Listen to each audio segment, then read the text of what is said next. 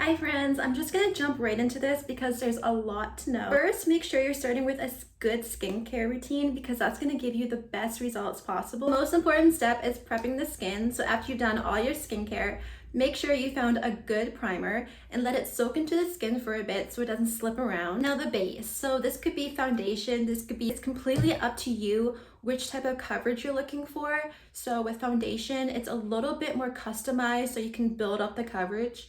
And then with BB cream, it's more of like a radiant glow that sits on your skin but still looks like skin. And then obviously concealer, just spot correct. After you picked your desired base, you'll want to go in with a concealer. I like to use two different shades of concealer.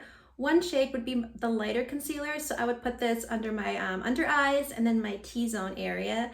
And then the other shade would be like a concealer that's basically matches my skin tone just to conceal any blemishes. So that I would put that on any type of little blemishes I see. And then I would blend it in however you'd prefer, either with your fingertips or with a concealer brush. Make sure to set your concealer with a translucent powder because this will ensure that it stays put all day and it doesn't smudge or crease or anything like that. So apply it directly where you put the concealer, and then just let it sit for a while, then you just sweep it away. For the application, kind of depends on your face shape, but with bronzer, kind of where my jawline, or not jawline, but jawline highlight, you would put that on the temples too. You can also bring your blush up towards the highlighter. Completely up to you. Just play around with it and see what works for your face shape. My favorite part is blush. So I like to put blush on after bronzer. It's up to you, whichever way you prefer. Anyways, blush is essential to me because it livens up your face. It brings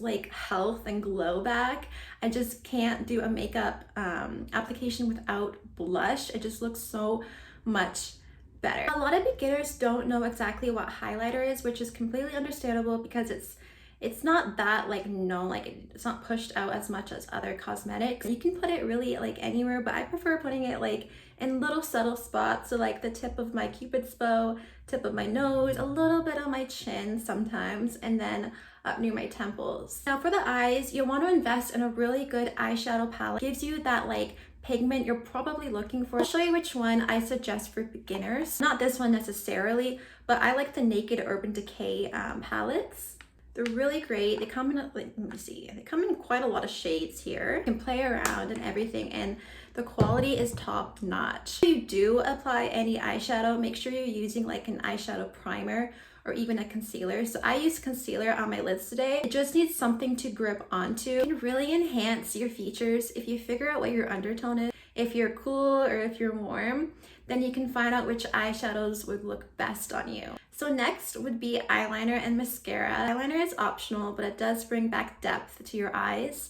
And mascara, I always recommend mascara, either on the top or the bottom or both. Eyelash curling is also optional too, but it does lift your eyes up so it looks more awake. Also use either a brown or a black mascara. If you have really light blonde eyelashes, I do recommend going in for a brown mascara so it doesn't look as harsh. With the brows, you can go in anytime during your makeup routine. Since I do a really natural, I just brush my brows and then I put a tinted brow gel through them. I don't really have to worry about shaping them or cleaning them up. So I really can do them anytime in my routine. When applying tinted eyebrow gel, I try not to coat my skin. I just want to coat each brow hairs. So lightly press when you're pressing up, and don't press too hard into the skin because it's gonna color your skin underneath, and then that's a whole other issue with blending it out, and it's just not gonna look as what you expected. With lipstick and beginners, I don't really recommend going in straight with a full lipstick or a lip liner. It does take practice. So I would recommend going in with a tinted lip balm or a lip oil that's tinted. This way you have more control.